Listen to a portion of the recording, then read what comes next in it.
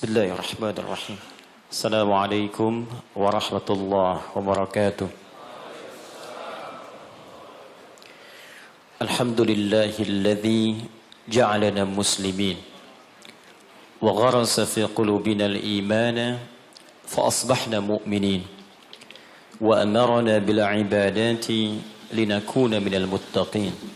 Fa subhanalladzi khalaqana ahsana taqwim. نحمده حمدا شاكرين حمدا ناعمين كما علمنا أن نحمده نصلي ونسلم على أفضل الأنبياء والمرسلين نبينا محمد وعلى آله وصحبه وأمته إلى يوم الدين أما بعد فيا عباد الله أوصي نفسي وإياكم بتقوى الله فقد فاز المتقون فلا تموتن إلا وأنتم مسلمون. Hadirin sekalian, saudara-saudariku, kita awali dengan bersyukur pada Allah Subhanahu wa taala. Di antara sekian hamba Allah yang masih hidup di muka bumi sampai saat ini, kita yang masih diperkenankan beriman kepada Allah Subhanahu wa taala. Dan bersyukur di antara sekian hamba yang masih beriman, kita yang masih mendapat kesempatan untuk beribadah, menunaikan salat zuhur berjamaah di ruangan yang insyaallah baik ini. Kita bermohon pada Allah semoga solat kita diterima oleh Allah Subhanahu wa taala. Kita tidak tahu di antara sekian solat yang telah kita tunaikan, solat mana yang bernilai di sisi Allah Subhanahu wa taala. Sampai Nabi pun pernah mengajarkan satu doa yang singkat tapi begitu padat, tersebut dalam hadis riwayat Ibnu Majah nomor hadis 925. Setiap selesai salat, Nabi berdoa dan mengatakan, Allahumma inni as'aluka ilman nafi'a wa rizqan tayyiba wa amalan mutaqabbala. Ya Allah, hamba mohon, kata Nabi, anugerahkan pada hamba ilmu yang bermanfaat, rizki yang baik, dan penerimaan dalam setiap amalan hamba. Mohon terima solat hamba. Ternyata doa minta diterima amal ini itu sunnah setiap nabi. Bahkan Nabi Ibrahim dan Nabi Ismail alaihi assalam ketika selesai meninggikan pondasi Ka'bah sehingga menjadi bangunan utuh kembali. Saya pernah terangkan juga di sini, masih ingat bahwa Ka'bah itu redaksi Al-Qur'annya bukan manusia yang bangun, tapi dibangunkan untuk manusia. Jadi ketika Nabi Adam alaihissalam turun ke bumi, ya Al-Baqarah ayat 38, qulna bitu minha jami'a. Ya, sekarang Adam, Hawa dimulai tugasmu untuk dinas di bumi. Turun. Jadi Nabi Adam tugasnya bukan di langit, di bumi. Karena itu saat mula diciptakan sudah diinfokan nanti tugasnya di bumi. Ya, Al-Baqarah ayat 30. Wa idz qala rabbuka lil malaikati inni ja'ilun fil ardi khalifah. Ya, ketika Rabbu Muhammad sallallahu alaihi wasallam berfirman menginfokan pada seluruh malaikat dan sebagian jin yang ada pada saat itu bahwa aku akan menugaskan makhluk bukan malaikat, ya, bukan malaikat, bukan pula jin untuk menjadi pemakmur bumi yang menghidupkan suasana kehidupan di bumi. Maka diciptakanlah Adam alaihissalam, Quran surah 15 ayat ke-28 dengan redaksi yang sama di awalnya. Wa idz qala rabbuka lil malaikati inni khaliqum basyara. Ketika Rabb berfirman pada malaikat pemakmur bumi ini, yaitu bukan malaikat, bukan pula jin tapi basyara. Disebutkan 35 kali dalam Al-Qur'an. Diberi nama dengan Adam. Al-Baqarah 31. Wa 'allama Adamal asma'a kullaha. Maka selesai kemudian diciptakan, diberi nama Adam, diberikan pelatihan. Di tempat sementara diberi nama dengan jannah. Ya, surga khusus, ya, bukan yang kita tempati nanti. Tapi ini training sementara di situ. Jadi diberikan pelatihan oleh Allah. Jadi ini hikmah, Pak. Kalau ingin tugas ditempatkan di tempat tertentu, Pertamina ingin mengutus stafnya, misalnya di tempat tertentu. Ya, tadi Wikipedia kurang sedikit itu. Yang tadi itu ya itu yang kecil. Yang paling besar sebetulnya yang belum disebutkan Wikipedia, saya termasuk keluarga Pertamina. Silahkan tanya Pak Nanang kalau nggak percaya itu. Saya termasuk keluarga Pertamina EP di Libya. Jadi itu yang kurang di Wikipedia. Nah, itu sebelum menugaskan siapapun, maka sunnahnya ikutkan training dulu. Pelatihan dulu. Berikan gambaran-gambaran di tempat ia akan bekerja, sehingga nanti ketika sampai di tempat kerja terbiasa dengan itu. Itu sudah sunnah kehidupan. Maka Adam alaihissalam sebelum diturunkan ke bumi untuk bertugas, maka ditempatkan di tempat sementara untuk dilatih oleh Allah. Diperkenalkan. Ini yang kau kerjakan, kalau kerjakan ini nikmat kerjanya. Ini yang harus kau tinggalkan. Jadi surga yang diberikan kepada Adam untuk tinggal sementara, bukan surga yang akan kita tempati nanti setelah kita pulang dari sini. Karena surganya Adam masih ada perintah, masih ada larangan. Surga kita nggak ada perintah, nggak ada larangan lagi. Jadi di surga yang kita tempati nanti nggak ada sholat lagi, Pak. Jadi kalau Anda bercita-cita masih pengen sholat di surga Firdaus, Anda terlampau soleh. Ya, sudah nggak ada perintah, nggak ada larangan. Ya. Maka di surganya Adam, Al-Baqarah 35. Wa qulna ya Adam uskun anta wa zawjukal jannah. Ya, wa kula minha ragadan haitsu syi'tuma. Fala taqraba hadhihi asy-syajarah fatakuna minadh dhalimin. Maka dikenalkan Adam tinggal ini tempatmu untuk sementara. Karena itu menggunakan alif lam, al-jannah. Surganya kita umum. Ya. Ya, Al-Baqarah ayat 25 itu wabasyiril ladzina amanu wa 'amilus solihati anna lahum jannatin. Ya, tidak menggunakan alif lam dan ujungnya dijamakkan bentuknya untuk menunjukkan surga kita bukan yang pernah ditempati Adam sebelumnya. Secara singkat diturunkan ke bumi untuk beraktivitas. Saat turun ke bumi inilah dijelaskan oleh Allah Subhanahu wa taala beragam aktivitas yang mesti dikerjakan. Tapi yang paling menarik dipesankan oleh Allah, sepanjang beraktivitas di bumi, perbanyak perbuatan baik sebagai bekal untuk pulang kembali menuju surga yang telah Allah siapkan berikutnya. Semua perbuatan baik ini oleh Al-Quran disebut dengan amal saleh namanya. Jadi kalau saya runtutkan, misi dimulai diturunkan ke bumi, tugasnya untuk mengumpulkan amal saleh. Diberikan batas waktu, diberi nama dengan ajal namanya. Saya runtutkan sedikit supaya nanti kita mengerti tersambung dengan keutamaan bulan Rajab. Kalau saya turunkan gini, Pak. Ini tentang hidup kita. Jangan-jangan sudah puluhan tahun hidup, tapi kita belum tahu apa yang kita kerjakan dalam hidup ini. Saya khawatir, jangan-jangan kita sibuk, pada akhirnya kita pulang. Gak ada yang gak pulang, Pak. Penyebab kita kembali itu bukan COVID-19 yang sekarang marak. Bukan persoalan sakit. Karena yang sehat pun kalau sudah waktunya tiba pulang, dia pulang. Syarat meninggal itu bukan sakit.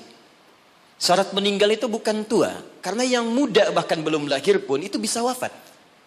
Ada orang berkata dia sudah bau tanah katanya. Dia nggak sadar kalau dia pun bau kuburan. Itu yang beberapa bagian mesti kita luruskan kembali. Jadi tugas kita, Ibu ini kelihatan Bu? Belum saya tulis ya. Ya pasti. Oke. Tugas kita ada di bumi. Ini tuliskan. Kemudian di bumi kita diperintahkan mengumpulkan perbuatan baik, disebut dengan amal saleh. Di poinnya. Amal saleh ini dibagi pada dua bagian. Ada yang sifatnya ritual untuk menunjuk hubungan kita dengan pencipta Allah Subhanahu wa taala. Disebut oleh para ulama untuk memudahkan dengan hablum minallah. Hablum itu garis tali. Minallah yang terhubung ke Allah. Ada amal soleh kita yang terhubung garisnya kepada Allah Subhanahu wa taala. Ini kata Allah diwajibkan kepada kita untuk mengerjakan perbuatan yang pertama ini pun feedbacknya kembali ke kita. Contoh misal, kita ambil sholat. Contoh pertama, sholat hubungan kita langsung dengan Allah Subhanahu wa taala. Saat kita mengerjakan sholat pun kata Allah, manfaatnya bukan untuk saya, kata Allah. Kembali lagi pada kita. Karena itu ketika Anda bertanya, kenapa saya mesti sholat ya Allah? Diperdengarkan 5 kali dalam sehari. Supaya kita paham betul bahwa manfaat sholat kembali pada diri kita lagi. Coba, dalam sehari bukankah kita mendengar kalimat yang disampaikan oleh seorang muadzin? Ya, apa artinya? Adzan? Adzan apa artinya? Sebetulnya bukan panggilan asal kata adzan itu. Asalnya telinga. Azan itu asalnya telinga, jamaknya udhun. Jamak dari udhun itu azan. Kenapa azan disebut dengan azan? Karena ini satu-satunya lafaz di muka bumi yang pasti akan selalu terdengar oleh orang yang masih punya pendengaran di telinganya. Dan ini satu lafaz satu-satunya di bumi yang tidak pernah berhenti 24 jam. Silahkan Anda cek kalau tidak percaya. Ya, karena itu waktunya setiap tempat pasti selalu berbeda. Jakarta selesai, Bekasi azan. Bekasi selesai, Cikarang azan. Cikarang selesai, Karawang azan. Sampai semua berputar. Ya, dulu saya tinggal di Tripoli, Mesir selesai azan, Libya azan. Selesai Libya, Tunisia azan. Tunisia selesai, Aljazair azan. Maroko, sampai terus nyebrang. Ternyata 24 jam nggak pernah berhenti. Dan dahsyatnya, itu dibagi di setiap waktu beraktivitas. Bangun tidur pertama, subuh. Subuh selesai, muncul siang, zuhur. Selesai, masuk sore, asar. Selesai, pembuka ke malam, maghrib. Muncul malamnya, isya. Sampai tidur kita isya ke subuh lagi, 5 waktu dibagi, diperdengarkan kalimat itu. Ketika muncul kalimat, hayya 'alas shalah, Allahu akbar, hablu minallah. Apa bentuk ibadahnya? Hayya 'alas shalah, tunaikan salat. Anda bertanya kenapa mesti salat? Kata Allah lewat suara muadzin, hayya 'alal falah. Supaya engkau sukses. Supaya engkau bahagia. Jadi falah itu bukan sekedar bahagia. Saya pernah terangkan di sini, kalau Anda buka kamus bahasa Arab Inggris, maka falah itu diterjemahkan dengan success and happiness. Jadi di salat itu Pak, Bu, saya tekankan setiap saya kesini, saya selalu ulang-ulang kalimat ini. Di dalam salat itu, baik gerakannya, juga bacaannya, itu terkandung ajaran-ajaran, hikmah-hikmah, dan rahasia-rahasia bimbingan menuju kesuksesan dan kebahagiaan dalam hidup. Di gerakannya bukan gerakan asal-asalan. Makanya Nabi ketat mengatakan, kata Nabi, "Shallu kama ra'aitumuni usalli." Salatlah kalian persis seperti melihat saya salat. Ada seorang bernama Khalid bin Rafi Az-Zuraiqi. Kisah ini ada di hadis Muslim, nomor hadis 319. Ya, riwayat sahabat Abu Hurairah radhiyallahu taala anhu. Ini ada seorang bernama Khalid bin Rafi Az-Zuraiqi di zaman Nabi. Datang ke masjid, salat di samping Nabi. Wan nabiyyu fi nahiyatin ukhra minal masjid. Jadi Nabi sedang duduk di sisi lain, dia salat kurang lebih di sinilah. Begitu selesai salat, sallama yaminan wa samala, dia salam ke kanan dan ke kiri, thumma atan nabiyya sallallahu alaihi wasallam. Lalu dia mendatangi Nabi sallallahu alaihi wasallam, fa sallama ilaihi. Dia mengatakan, "Assalamu alayka ya Rasulullah." Apa jawab Nabi? Perhatikan kalimatnya. "Wa alaikas salam wa rahmatullah, irji' salli fa innaka lam tusalli." Kata Nabi, "Wa alaikas salam wa rahmatullah, kamu salat lagi karena engkau belum salat." Padahal orang ini sudah sholat dari takbir sampai selesai salam. Lalu dia mengulang sholatnya sampai 3 kali. Jadi sekali selesai datang Nabi minta sholat lagi. 2 kali selesai datang kata Nabi ulangi lagi. Sampai yang ketiga dia katakan, "Ya Rasulullah ma uhsinu ghairah." Ya Rasulullah, saya nggak bisa lebih bagus dari apa yang saya kerjakan tadi. Sampai sini kemampuan saya. Alimni, tolong ajarkan saya bagaimana sholat yang benar. Jadi kalau sekedar sholat saja dibuka dengan takbir, ditutup dengan salam dan dianggap benar, mustahil Nabi akan seketat seperti menyampaikan tadi. Kata para ulama, kalau ada ibadah diminta ketat menunaikannya, pasti ada hikmah besar yang ada di belakang atau di balik ibadah yang dikerjakan itu. Lalu diajarkan oleh Nabi bahkan dari mulai wudu, teman-teman. Kata Nabi, asbighul wudu. Kata para ulama, ini menunjukkan orang ini bukan cuma dari berdirinya yang keliru, dari wudunya pun ada yang salah. Jadi kalau orang dari wudunya sudah keliru, cepat-cepat, asal basuh, asal usap, ini pasti akan berdampak pada keliru sholatnya. Tapi pertanyaannya, ada apa di balik sholat itu? Yang dahsyat, bahkan dari berdiri ini saja, kalau dipelajari dengan benar, itu ada bekal manajemen kehidupan yang sangat dahsyat. Dipraktekkan Abdurrahman bin Auf, hanya hikmah berdiri begini, 3 bulan jadi orang paling kaya nomor 3 di Madinah. Dan setahun jadi orang paling kaya nomor 1 di Madinah, yang kapaknya saja bahkan terbuat dari emas. Jadi bukan main-main. Rukuknya ada hikmahnya, sujud ada maknanya, terlebih bacaannya. Karena itu ketika Allah menyebutkan perintah sholat dalam Al-Quran, ada sindiran yang halus tapi tajam. Kata Allah, akan ada orang sholat nanti bahkan tidak mengerti apa yang ia ucapkan dan ia lakukan dalam sholatnya. Jadi bagaimana kita bisa khusyuk dalam sholat kalau yang kita baca pun tak kita pahami. Nah, apa manfaat di balik itu? Ada kesuksesan di situ. Ada kebahagiaan, falah. Nanti kalau saya turunkan lebih panjang lagi. Tapi singkatnya, ketika kita diminta ibadah pun kepada Allah, hasilnya dikembalikan kepada kita. Jadi kalau orang dengar suara adzan, tahu bahwa sholat itu kunci kebahagiaan, mustahil ada orang yang malas untuk menunaikan sholat. Bukankah pemilik kebahagiaan Allah? Bukankah yang punya rizki Allah?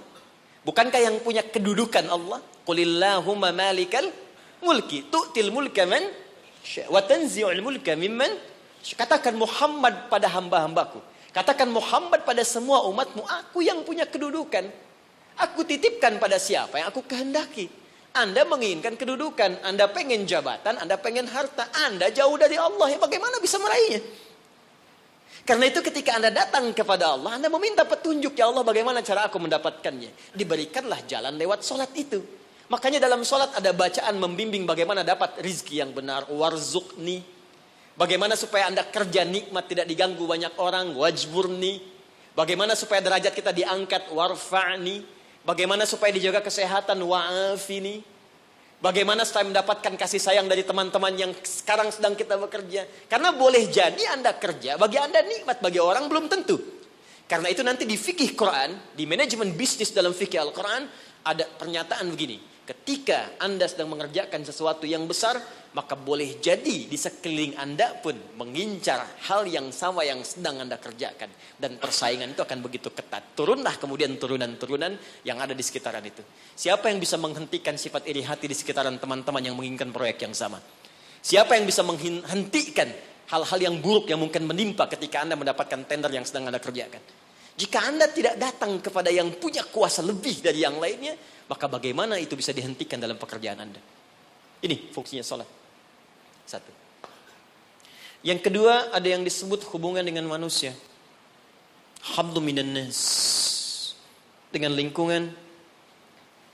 Aspeknya luas. Di sini ada manusia.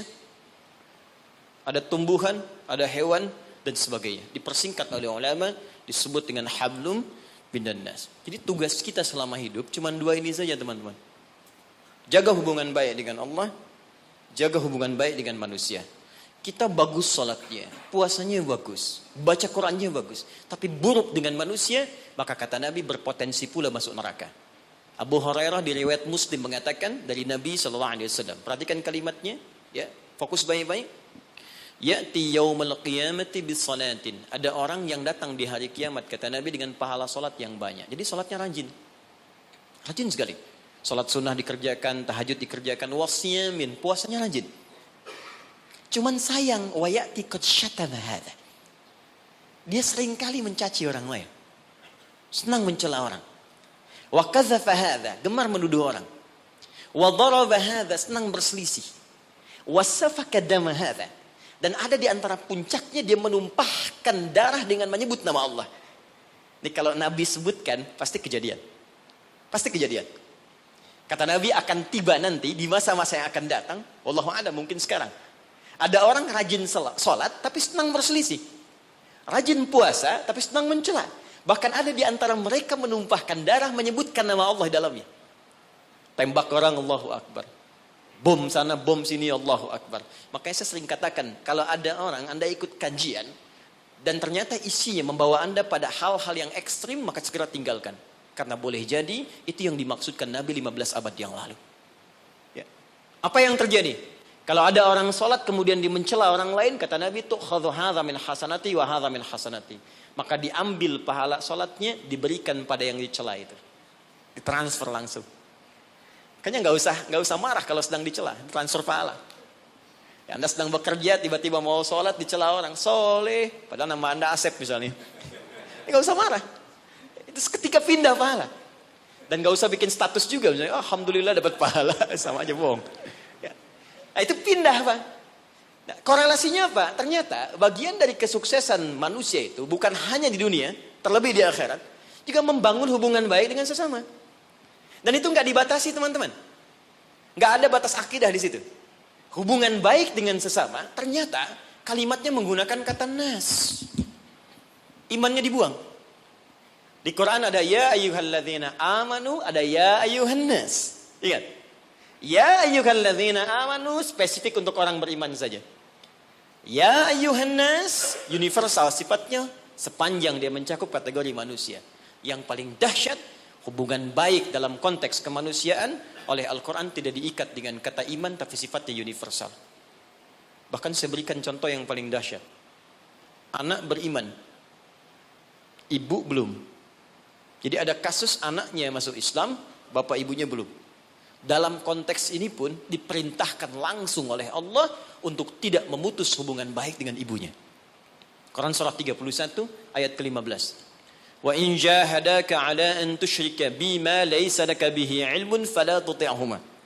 Kata Allah, kalau nanti kamu menjalani kehidupan sedang ibadah, ibumu, ayahmu memaksa engkau untuk balik kepada kepercayaan semula, silahkan tolak dengan cara yang lembut. Wasahibhuma fid dunya ma'rufa. Tapi jangan sampai perbedaan keyakinan menjadikan hubungan kebaikanmu dengan orang tua terputus. Kata Quran, kalau kamu mau marah pada ibumu, ingat dulu dia melahirkan engkau. Dia mengandung engkau. Dia memberikan ASI padamu, sampai disebutkan di ayat 14 ya. Jadi Anda bayangkan, ternyata hubungan baik sesama kemanusiaan itu, pertama, tidak diikat dengan nilai-nilai akidah tadi, sifatnya dibuka luas, tapi berdampak pada penilaian baik kita di hadapan Allah Subhanahu wa Ta'ala. Boleh jadi, kenapa saya katakan ini? Boleh jadi di lingkungan tempat kita bekerja sekarang, di Pertamina misalnya, kan nggak semuanya Muslim. Mungkin ada yang non-Muslim, mungkin ada yang Kristen, mungkin ada yang Hindu.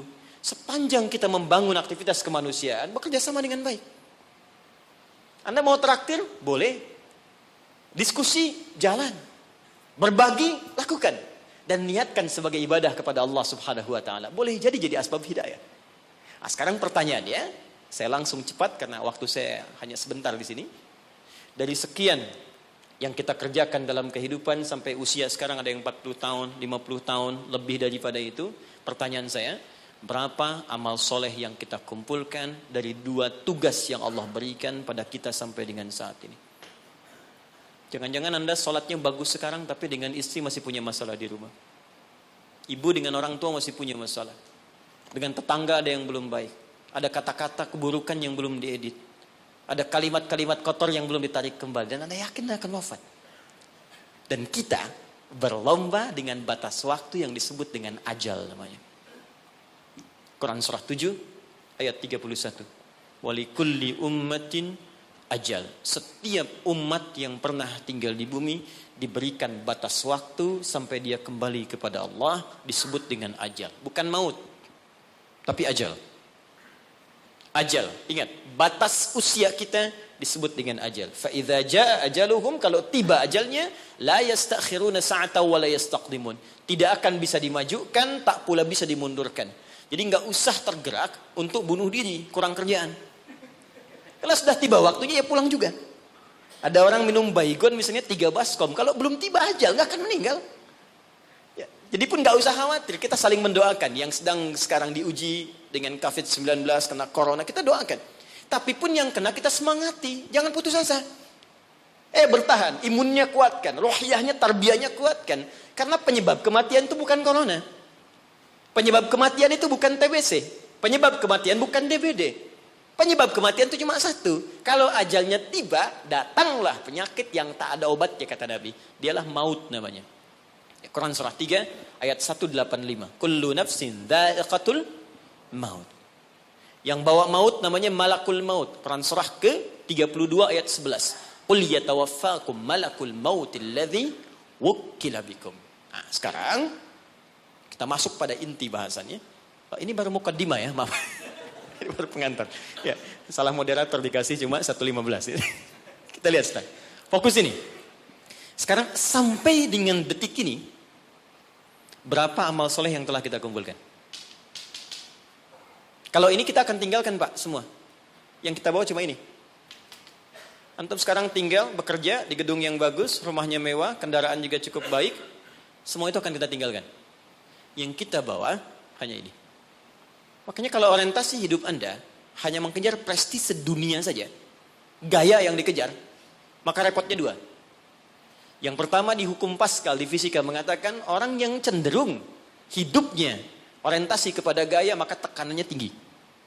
Tekanan hidupnya tinggi. Ya. Makanya rumus fisikanya Anda lebih tahu daripada saya. F, gaya, berbanding lurus dengan P kan? Hukum Pascalnya, gaya berbanding lurus dengan tekanan. Siapa yang hidupnya banyak gaya maka semakin tertekan hidupnya. Betul?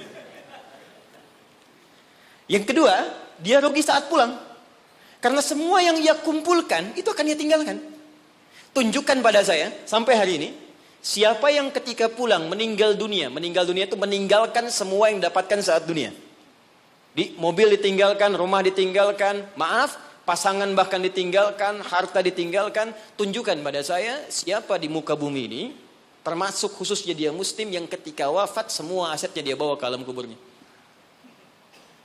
Even uang yang Anda kumpulkan. Handphone yang Anda simpan sekarang. Demi Allah saya katakan semua akan ditinggalkan. Jadi betul kata Allah ketika menyebut semua aktivitas kita untuk mengerjakan amal soleh ini, maka Allah berikan nama khusus bagi kita disebut dengan insan namanya. Insan disebutkan 65 kali dalam Al-Quran. Saya berikan sedikit rahasia. Kalau ada kata insan di dalam Al-Quran, maka semua lafaz ini itu mengandung informasi terkait kurikulum aktivitas kehidupan kita. Ini yang kamu kerjakan, ini yang kamu tinggalkan. Kalau profesimu ini, begini caranya. Ini tantangannya, ini solusinya. Tapi tetap poinnya, kata insan akan diikat dengan tugas kita mengerjakan amal soleh. Diberi waktu 24 jam, bagaimana caranya dari bangun tidur sampai tidur lagi, setiap momentumnya menjadi amal soleh. Waktu, momentum yang diberikan untuk beraktivitas dalam bahasa Arab disebut dengan asr namanya. Asrun. Jadi ada waktun, ada asrun, itu beda.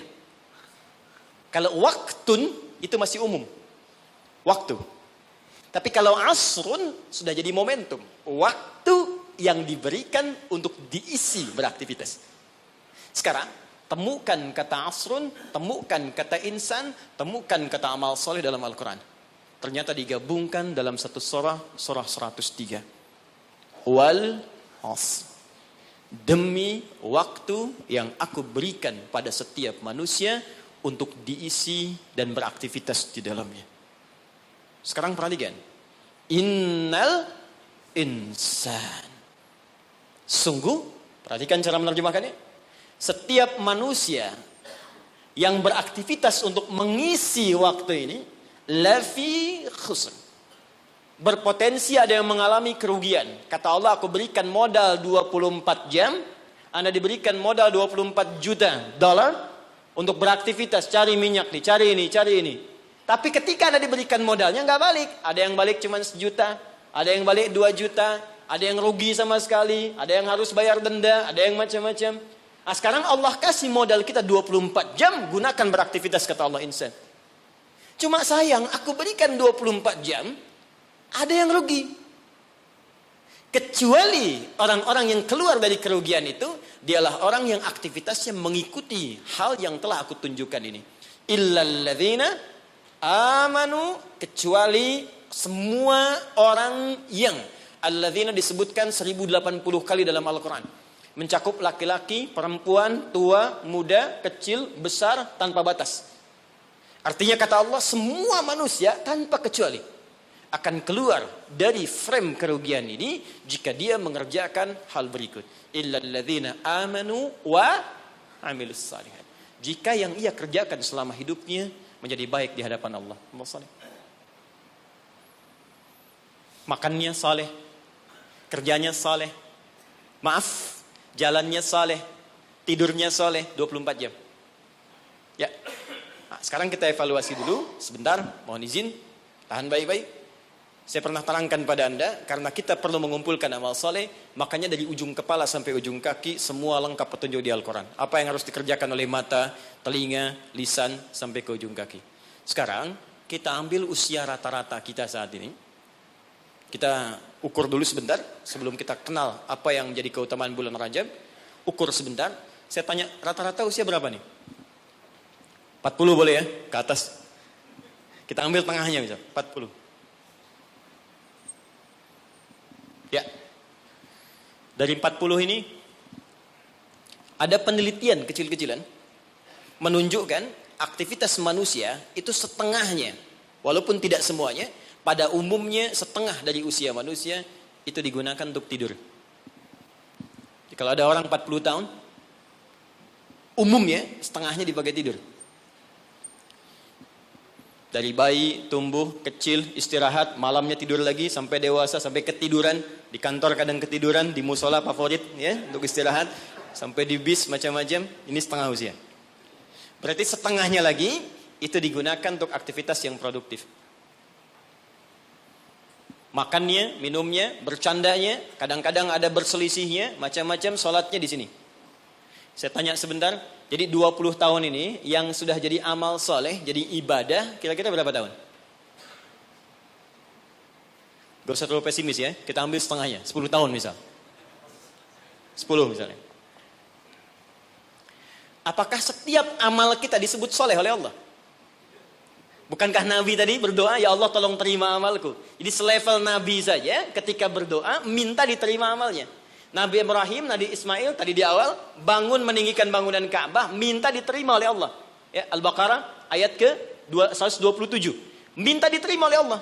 Ya, taqabbal minna innaka antas samiul alim. Ya Allah tolong terima. Apalagi kita yang bukan nabi, bukan rasul. Ketika Allah akan terima amalan kita, maka syaratnya kata Allah ikhlas kerjakan amalnya. Quran surah 98 ayat yang kelima. Ibadah yang dikerjakan, amal soleh yang dilakukan dengan ikhlas, baru itu yang kemudian diterima. Pertanyaannya, dari 10 tahun yang jadi ibadah ini, yang ikhlas berapa tahun? Ambil setengahnya misal. Berapa? 5. Jadi usia 40 tahun, amalan produktif yang mungkin kemungkinan besar diterima oleh Allah, dapat nilai 5 tahun. Dosanya berapa tahun? Prasangka buruk di pikiran, mata yang salah lihat, telinga yang salah dengar, kaki salah melangkah. Hari ini aja, berapa dosa mata yang dikumpulkan? Siapa yang tidak punya dosa boleh angkat tangan. Saya langsung pulang. Dosa sedikit. Agak banyak. Banyak. Tuh, saking banyaknya kita nggak bisa ngangkat kan? Nah, sekarang balik. Siapa yang pengen masuk surga Firdaus? Angkat tangan. Luar biasa. Bukan? Terjadi keanehan kan? Dosa. Wallahu Akbar. Amalan dikit, cita-cita banyak. Dia hukum ekonomi dipakai. Modal sedikit-dikitnya keuntungan paling banyak. Dia. Nah, sekarang kita inginkan tingkat surga yang paling tinggi, surga Firdaus bersama Rasulullah. Tapi tahu kemampuannya cuma sedikit. Betul, ini lebih daripada Arab di zaman Nabi. Ada orang Arab di hadis Muslim, nomor hadis yang ke-14, jilid yang pertama. Jadi ada orang Arab Badu datang pada Nabi begini. Dia ngerti tentang keadaan dirinya. Ya Rasulullah, alimni amalan basitan yudkhilul jannah. Ya Rasulullah, ajarkan padaku amalan ringan-ringan aja. Yang penting bisa masuk surga. Yang penting ke surga katanya. Ya. Ini cerdas nih ya, modal dikit keuntungan pengen banyak kan. Dia pokoknya surga aja, dia tahu surga yang kelas biasa pun pasti luar biasa. Ya, gak apa-apa gak masuk Firdaus, surga Aden gak apa-apa. Yang penting masuk surga, ajarkan padaku dikit-dikit aja. Maka apa kata Nabi? Cukupkan kerjakan yang wajib saja. Iktafi bil faraid, jadi fardu aja gak perlu sholat sunnah. Ramadan, tunggu puasa Ramadan aja gak perlu puasa sunnah. Tapi kamu jangan maksiat. Kalau pengen nambah, kerjakan kata Nabi, antatawwa, kecuali yang sunnah kamu pengen tambah. Kerjakan yang fardu, jangan maksiat, boleh nggak kerjakan sunnah pun masuk surga kamu. Fantalaqa, pergi orang itu lantas mengatakan pada Nabi, ya Rasulullah, aku komitmen kerjakan yang wajib, aku nggak akan kerjakan yang sunnah, dan aku jaga diri untuk tidak berbuat maksiat. Pergi orang itu, fantalaqa, hadis sahih. Ketika dia pergi, komentar Nabi, aflaha in sadaqa au dakhalal jannah. Kalau benar dengan komitmennya, masuk surga dia. Cuman yang perlu kita catat, dia tinggalnya di padang pasir. Di padang pasir mau maksiat apa?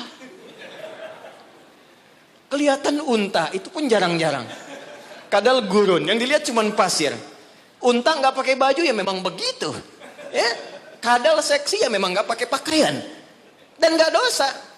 Sekarang kita tinggal di kota, tinggal di Jakarta, videoton kelihatan tiap hari. Maksiat nampak depan mata, kedengaran di telinga, langkah pun kita nggak teratur. Terus pengen berlaku hal yang sama. Terus kita bandingkan lagi, dia mengukur diri, keadaan saya begini, yang penting dapat surga. Anda tahu dosa banyak, pengennya Firdaus. Lantas bagaimana kita meraihnya? Tapi rahmat Allah mengalahkan kadar logika manusia. Yang kadang-kadang ingin semua dijangkau rasional dalam hidupnya. Perhatikan rahmat Allah diturunkan. Diturunkanlah waktu-waktu yang istimewa, tempat-tempat yang istimewa, ada waktu, ada tempat, ada momentum yang istimewa yang diturunkan oleh Allah untuk mewujudkan harapan yang kita inginkan itu. Dengan turunnya waktu itu bisa menutup di antara keutamaannya dosa-dosa yang pernah dikumpulkan dalam masa kita hidup sampai di momentum yang kita rasakan. Jadi kalau kita kumpulkan dosanya cukup banyak, kita kerjakan amalan di waktu yang spesial itu, maka seketika dosa bisa digugurkan oleh Allah Subhanahu wa taala. Ada sifatnya waktu, ada tempat, ada peristiwa atau momentum. Di antara waktu yang mulia itu, yang saat Anda kerjakan amalannya bisa menggugurkan dosa, bahkan bisa merubah perilaku kita jadi lebih baik, adalah bulan Rajab. Saya ulangi, adalah bulan Rajab. Saking pentingnya bulan Rajab ini, Allah sampai menurunkan satu ayat untuk menyandingkan keutamaannya dengan bulan-bulan haram yang lain, serta Nabi sampai meminta kita untuk meningkatkan ibadah, dan bukan sekedar meminta, tapi Nabi sendiri meningkatkan ibadah di bulan ini sebagai pembuka kebaikan di bulan-bulan yang lainnya. Apa di antara keutamaannya? Ini yang coba saya urutkan dalam sisa waktu 10 menit ke depan. Dan apa yang bisa kita raih ketika kita mengerjakan itu. Oke. 1. Rajab adalah pembuka semua bulan kebaikan. Saya tanya sebentar.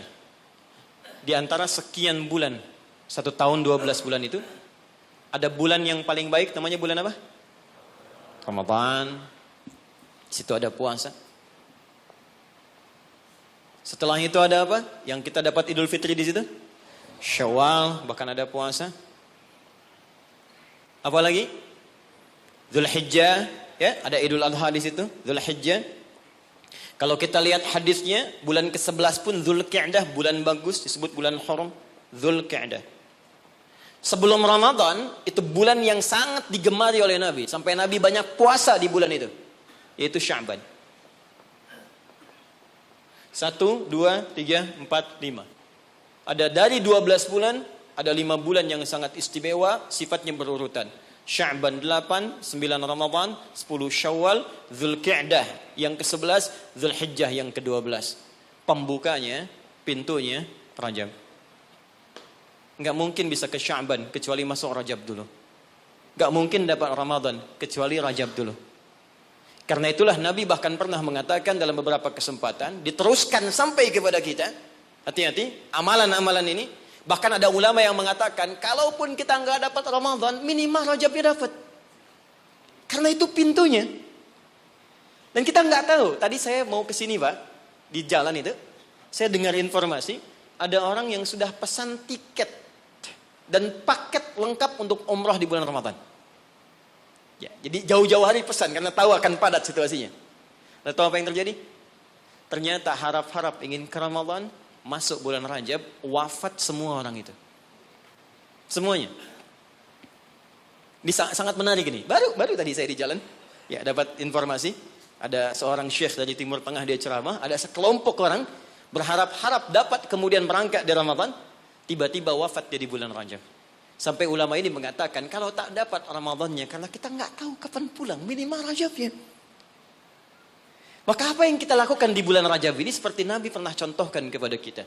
Maka mulai dengan kalimat yang pertama, turun Quran surah 9 ayat ke-36.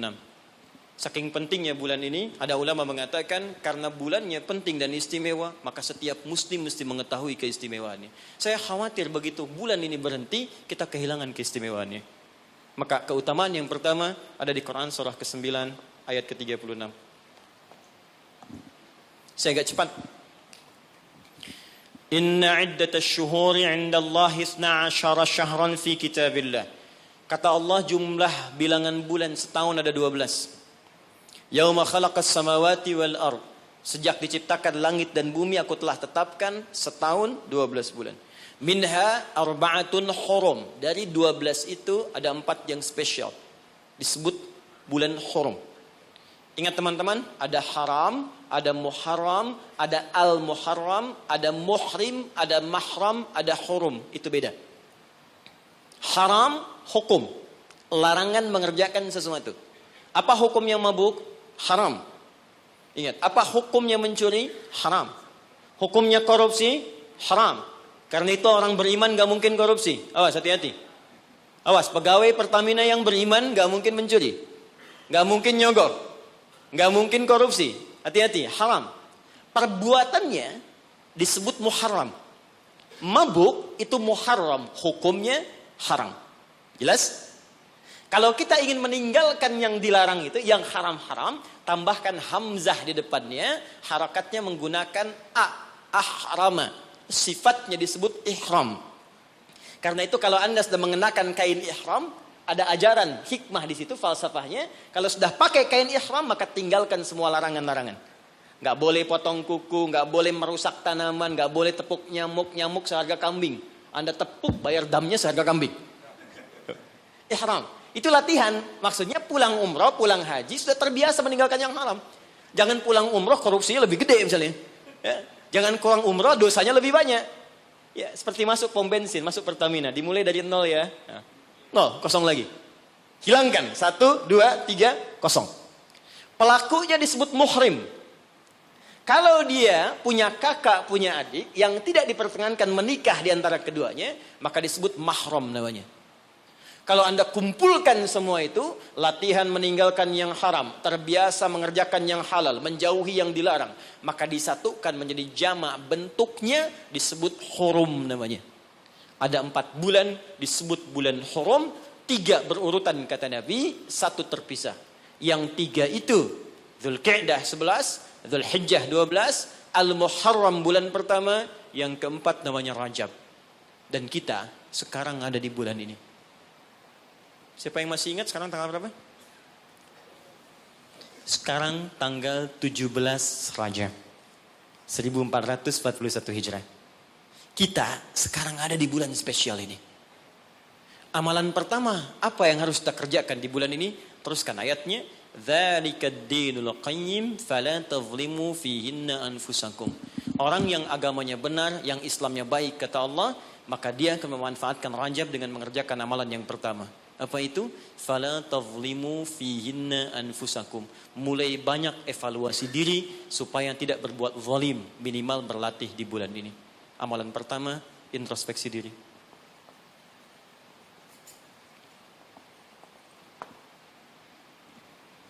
Maaf Pak Ibu, saya tidak bermaksud mengajari, hanya menerangkan apa yang dimaksud oleh Al-Quran. Zalim, fala tazlimu, jangan zalim. Zalim itu menempatkan sesuatu bukan pada tempatnya. Ada gelas, ada gayung. Gelas untuk nampung air minum, gayung nampung air mandi. Anda minum pakai gayung, mandi pakai gelas. Zalim namanya. Nah sekarang, anfus jamak dari nafas tubuh kita. Ya ini anfus itu jamak dari nafas nih kita. Dari ujung kepala sampai ujung kaki. Setiap tubuh ini sudah diterangkan oleh Allah fungsinya. Misal, mata fungsinya melihat yang baik. Quran surah ke-24 ayat 30. 31 untuk perempuan.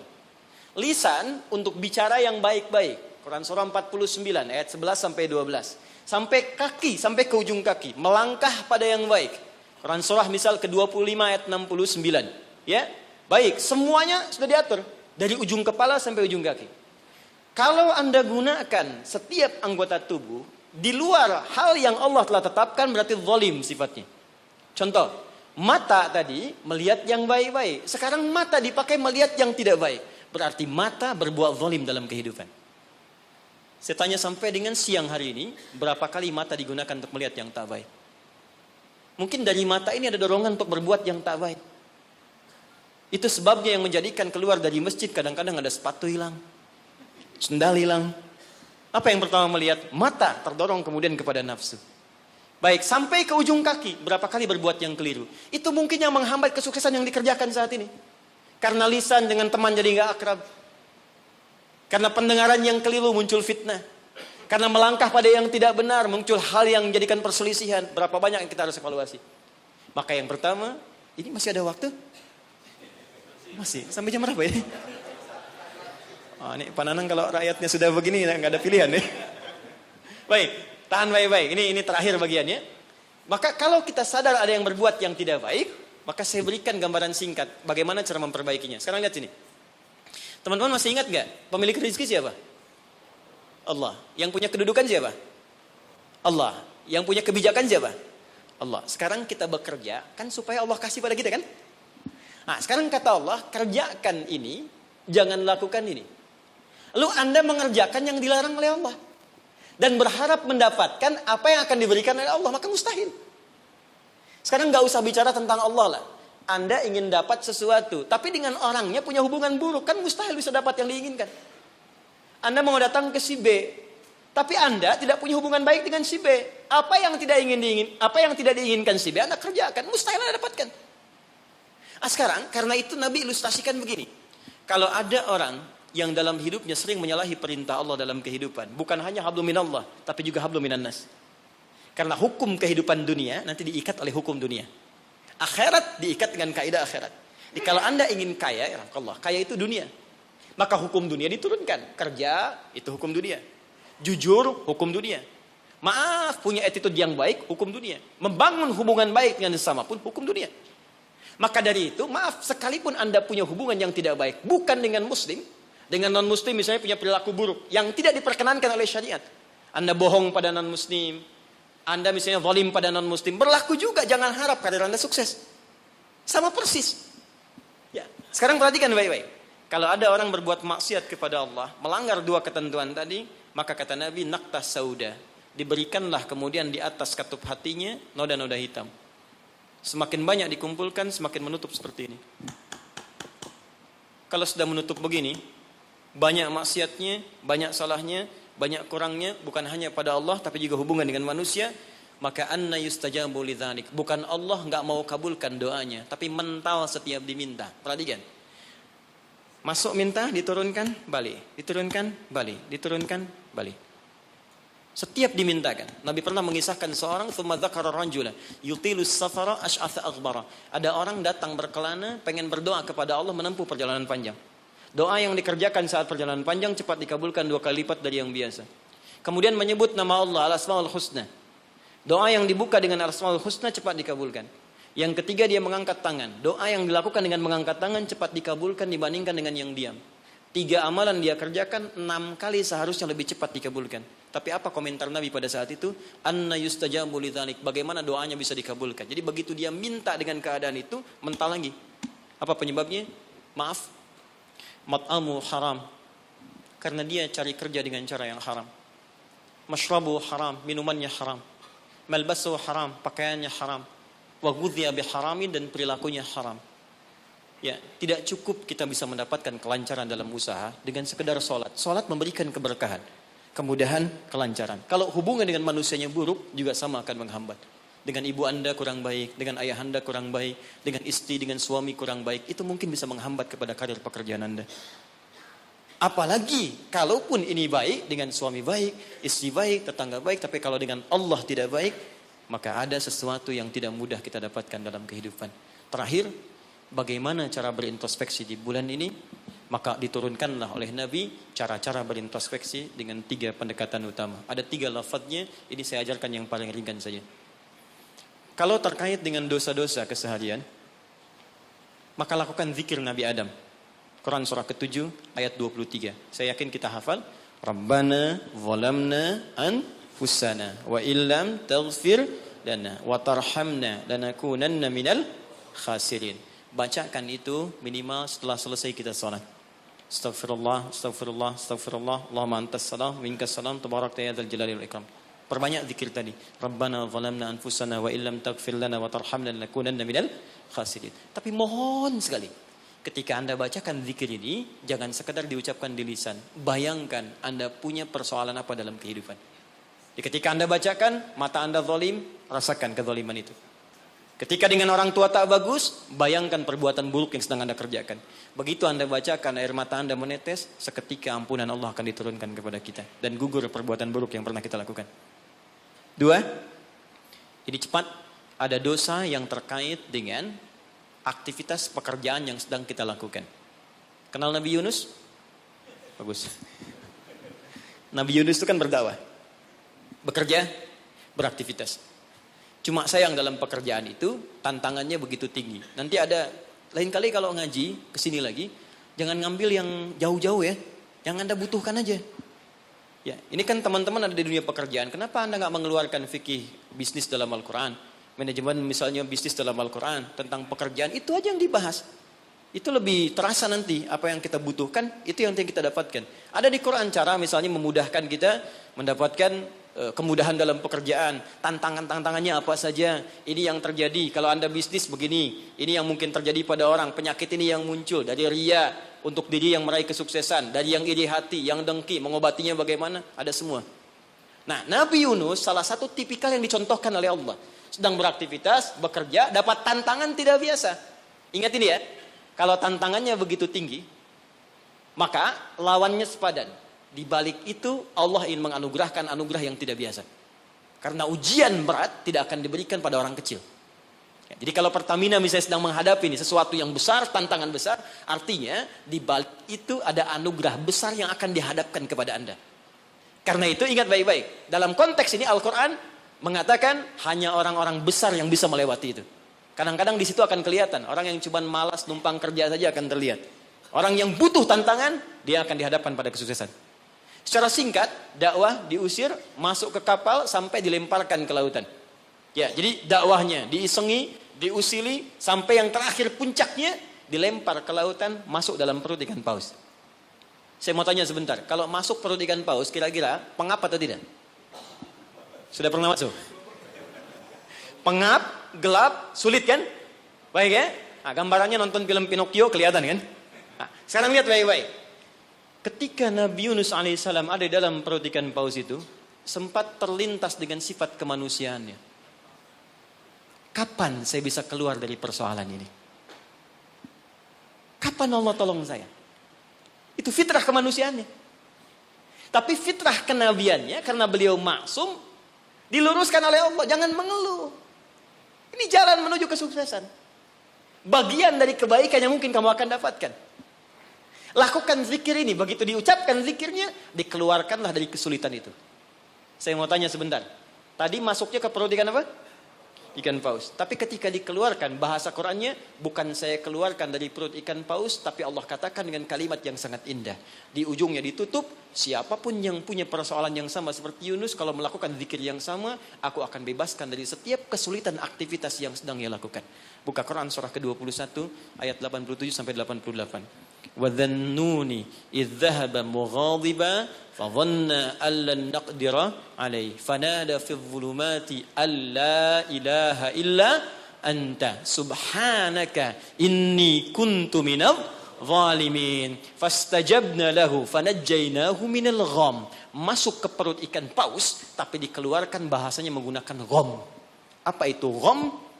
Gham itu secara singkat awan gelap yang menaungi. Ghammun.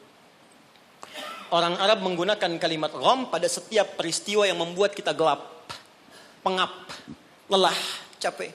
Anda yang ngajukan tender, Anda yang dapat proyek diserobot oleh orang lain. Bukankah tiba-tiba merasa lemas? Langsung gelap, padahal matahari begitu terang. Jadi nggak enak makan, jadi lunglai, tiba-tiba stres. Ya, dirawat saja. Anda yang mencoba melamar, tiba-tiba dipinang oleh orang lain. Ya, gelap, capek, lunglai. Ya, gelap, itu gham namanya. Jadi maaf, ada orang yang memang gak masuk ke perut ikan paus, tapi mengalami peristiwa yang luar biasa. Tantangan besar, jahilin orang, oh, kok mesti saya? Tiba-tiba keluar di lisan, ya Allah kenapa saya? Saya tahajud, saya puasa juga. Saya baca Quran juga ya Allah. Apa kurang saya? Kurang sabar. Ya, ternyata kadang-kadang terucap teman-teman sedang kerja. Ya, bebannya begitu tinggi. Udah gali-gali, udah tahajud, minyaknya gak dapet. Ya, atau tiba-tiba sudah dibilang gak dapat terus diambil orang gitu. Apa yang harus dikerjakan? Itu pernah terjadi. Kata Allah, lakukan zikir Nabi Yunus alaihissalam. Ada yang salah dalam diri kita. Yang ngatur zikir itu Allah. Jangan mengeluh. Ya, 2 kali lipat motivasi munculkan lagi, petakan lagi, tambah lagi pengetahuannya, kerja lebih maksimal lagi, maka pembukanya dibuka dengan kalimat zikir. Ini yang membebaskan kita dari kesulitan. Jadi kalau Anda sedang praktek, kerja dimanapun, offshore kah itu atau di darat kah, atau ada kesulitan di kantor, bacakan zikir ini. Ini bagian dari hal yang ketika kita bacakan bisa menghilangkan kesulitan yang kita sedang rasakan. Rabbana, masih ingat? Wa nada fidh dhulumati alla ilaha illa anta subhanaka inni kuntu minadh dhalimin. La ilaha illa anta subhanaka inni kuntu minadh dhalimin. Rutinkan zikir itu, terutama kalau mendapatkan kesulitan dalam pekerjaan-pekerjaan atau beraktivitas. Yang terakhir saya tutup, sekarang sedang banyak penyakit menyebar di mana-mana sampai orang yang sakit biasa pun dicurigai, batuk di kereta tiba-tiba digulung, batuk di pesawat dikeluarin padahal cuma batuk aja gitu kan. Ya, ada juga yang kemudian kena ini, kena itu dan sebagainya. Kita mesti kuat. Ya, karena kepanikan itu juga bagian dari kelemahan yang mungkin bisa menambah penyebaran virus atau apapun dengan cepat. Maka Allah mengajarkan zikir lewat Nabi Ayyub alaihissalam. Kalau kita bisa kerjakan ini, maka Allah akan berikan kekuatan lebih dibanding yang lain-lainnya. Zikirnya ditemukan di Quran surah ke-21 ayat 83 sampai dengan 84. Wa ayyuba idznada rabbahu anni massaniyadurru wa anta arhamur rahimin. Saya ajarkan zikir ini tidak main-main. Kalau ada yang divonis penyakit, entah Anda, kerabat Anda, keluarga Anda, sepupu dan sebagainya, dan dokter mengatakan mustahil sembuh, maka bacakan zikir ini. Allah sudah berjanji di ayat 84-nya, siapa yang mengamalkan zikir ini, saya akan sembuhkan penyakitnya, walaupun ia menderita penyakit seperti Ayyub alaihissalam yang tidak pernah dialami orang sebelumnya atau dirasakan orang setelahnya. Karena kadang-kadang ada keluhan ketika sakit. Ya Allah, kenapa saya begini? Ya Allah, kapan sembuhnya? Bacakan zikirnya, anni massaniyadurru wa anta arhamur rahimin. Saya tutup. Rajab, keutamaan yang pertama akan mempercepat anugerah Allah untuk mengampuni dosa-dosa yang pernah berjalan selama hidup kita. Maka isi bulan ini dengan istighfar. Istighfar yang baik, koreksi diri kita. Sehingga saat masuk bulan Ramadan, kita sudah dalam keadaan yang optimal untuk bisa mendapatkan semua kenikmatannya. Maka mohon izin, maaf, pulang dari sini, coba cek dulu Pak ya. Ibu di rumah dengan anak-anak mungkin ada masalah, selesaikan. Dengan pasangan hidup, di kantor. Jangan sampai itu yang memberatkan Anda ketika pulang kepada Allah Subhanahu wa taala. Ini bagian pesan yang pertama. Yang kedua, tingkatkan amal saleh. Ya, Ibnu Abbas mengatakan, orang yang sengaja maksiat di bulan Rajab, karena tadi ada ayatnya, maka dosanya 2 kali lipat di hari biasa. 2 kali lipat. Di orang yang bikin hoax sekarang ini, jadi buzzer, jadi macam-macam, itu 2 kali lipat dosa hari biasa. Bahkan zaman jahiliyah pun kalau muncul Rajab, itu puasa maksiat Pak. Bisa puasa maksiat. Di orang jahiliyah, Abu Jahal dan kawan-kawan, itu kalau dicela di bulan Rajab, balasnya bulan depan. Ya libur dulu gitu. Nah, sekarang orang jahiliyah aja takut bermaksiat di bulan Rajab. Maka bagaimana dengan kita yang masuk dalam nilai-nilai kebaikan? Ya, 2 itu. Sama persis dengan orang yang berbuat baik, pahalanya 2 kali lipat di hari biasa. Itu nasnya ada tersambung pada Ibnu Abbas radhiyallahu taala anhuma. Dari sini Nabi menganjurkan kita kemudian mengistimewakan bulan ini dengan meningkatkan amal soleh. Saya tutup, ada satu amalan yang kalau Anda kerjakan bisa menggabungkan keseluruhan yang tadi. Amal itu disebut dengan puasa namanya. Saya ulang, amal itu disebut dengan puasa. Sebab orang puasa akan otomatis meningkatkan amal soleh yang lain. Orang puasa, sholat sunnah dikejar. Jangankan yang fardu. Anda nggak puasa, belum tentu sholat sunnah. Tapi kalau sedang puasa, jangankan fardu. Ketinggalan sunnah Anda bisa gelisah. Lihat Ramadan. Ibu-ibu berani naruh sajadah, bertarung saat maghrib. Bukan untuk isya, untuk tarawih. Nyimpan sajadah saf paling depan. Ya, padahal tarawih hukumnya sunnah kan? Nah, jadi sunnah itu dikejar. Nggak ada yang minta, dicari-cari. Anda Ramadan cari yatim. Yatim, fakir, macam. Kenapa? Sedang puasa. Yang kedua, puasa bisa menghambat maksiat. Nggak ada orang demi Allah saya katakan, koruptor kalau puasa, nggak korupsi dulu. Ya, pencuri nggak nyuri dulu. Puasa. Karena psikologi orang puasa nggak mau berbuat maksiat, takut batal puasanya. Orang pemarah pun semarah-marahnya sedang puasa bisa berhenti marah. Buka jam 6 kurang 5 diprovokasi. Dia diam aja. Istrinya nanya, "Papa nggak marah?" Ntar habis buka. Dia tahan. Nah, jadi tolong hidupkan bulan ini. Yuk kita mulai. Jangan coba dulu pelan-pelan ya, jangan langsung tinggi-tinggi ya. Sehari dulu puasa. Sekarang Kamis, tunggu Senin. Karena kalau orang banyak puasa, kita puasanya akan lebih ringan. Ya, nanti kalau sudah Senin istirahat dulu, Kamis puasa lagi. Ya, supaya terbiasa nanti saat Ramadan kita sudah lebih sempurna. Tapi hati-hati, Karena bulan ini istimewa, dulu banyak orang abai tentang bulan ini sehingga ada orang-orang yang tidak mengerti berbuatlah dengan membuat hadis-hadis palsu. Ya, siapa yang puasa sehari bulan Rajab akan dapat begini. Siapa yang sholat pertama bulan Rajab diampuni semua dosanya. Pernah dengar hadis itu? Hadis itu palsu. Bahkan saking palsunya, di kitab hadis palsu pun tidak ditemukan. Saking palsunya. Tapi ada salah persepsi di masyarakat. Apa salah persepsinya? Dikira Rajab nggak ada keutamaannya karena yang diketengahkan hadis palsu. Akhirnya orang malas puasa, orang malas sholat malam. Padahal yang sahih ada. Kalau ada yang sahih, kenapa menggunakan yang palsu? Kalau Anda ingin sholat malam, sholat saja, tahajud namanya. Silakan tahajud, perbanyak malam, tingkatkan ketaatan. Siangnya silakan puasa, gunakan yang sahihnya. Mudah-mudahan dosa kita diampuni oleh Allah Subhanahu Wa Taala. Tidak cukup dengan amin, ya koreksi diri dulu, kemudian perbaiki dan terakhir, saya ingin berdoa untuk kita semua. Mudah-mudahan doa kita dikabulkan oleh Allah, dimudahkan pekerjaan kita. Sebelum kita berdoa, saya ingin memberikan pesan. Bangsa kita bangsa besar. Negara kita negara hebat. Sumber daya kita banyak. Banyak yang ingin mendapatkan Indonesia, bahkan ingin lahir di Indonesia. Dan kita beruntung berada di sini. Maka saya ingin mengajak kepada teman-teman semuanya, ayo makmurkan negeri kita. Cintai negara kita, cintai bangsa kita. Saya pun selalu mengatakan keluar dimanapun saya pergi, dunia-dunia yang saya kunjungi, saya katakan, saya sangat mencintai negara saya. Bangsa saya, dan saya ajak teman-teman di luar untuk kembali bangun bangsa kita. Dan sekarang, yang dibutuhkan oleh bangsa kita adalah orang-orang baik. Yang pintar sudah banyak, tapi tidak cukup mengangkat kehebatan negeri kita dengan pintar saja. Maka saya berpesan pada Anda semua, diri saya pribadi, jadi orang baik. Jadi karyawan yang baik, jadi abdi masyarakat yang baik, dan jadi hamba yang baik. Insya Allah dengan menjadi baik, suami baik, istri baik, pekerja baik, cukup dengan kebaikan itu akan mendatangkan rahmat dan keberkahan bagi kita semua insya Allah.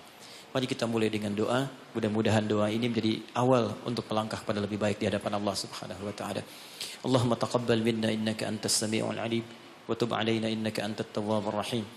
Allahumma 'allimna ma yanfa'una. Allahumma 'allimna ma jahilna. Ya Allah, mohon ajarkan pada kami pengetahuan yang baik yang mengentaskan ketidaktahuan kami.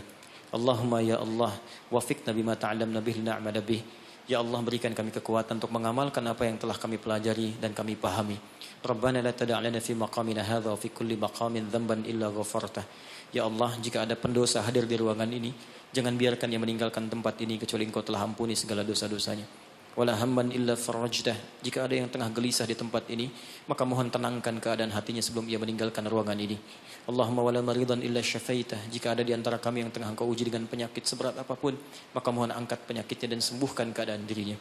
Allahumma wala asiran illa yassartah. Ya Allah, jika ada yang ditimpa kesulitan di tempat ini, baik di keluarganya, di pekerjaannya, dalam kehidupan sosialnya, maka mohon dengan keikhlasan amalannya, angkat, hilangkan ya Allah segala kesulitannya.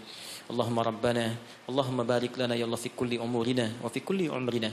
Ya Allah, anugerahkan keberkahan ya Allah kepada usia kami, kepada umur kami dan seluruh aktivitas kami.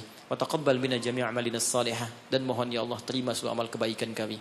Berkahi kami di bulan Rajab ini ya Allah, bimbing kami untuk berbuat baik ya Allah, dan sampaikan kami pada bulan-bulan kebaikan di Sya'ban, di Ramadan, di Syawal, dan bernilai baik di dalamnya. Rabbana atina fid dunya hasanah wa fil akhirati hasanatan wa qina adzaban nar. Bifadlika subhana rabbika rabbil izzati amma yasifun wa salamun alal mursalin wa akhiru da'wana alhamdulillahi rabbil alamin. Subhanakallahumma wa bihamdika asyhadu an la ilaha illa anta astaghfiruka wa atubu ilaik. Assalamualaikum warahmatullahi wabarakatuh.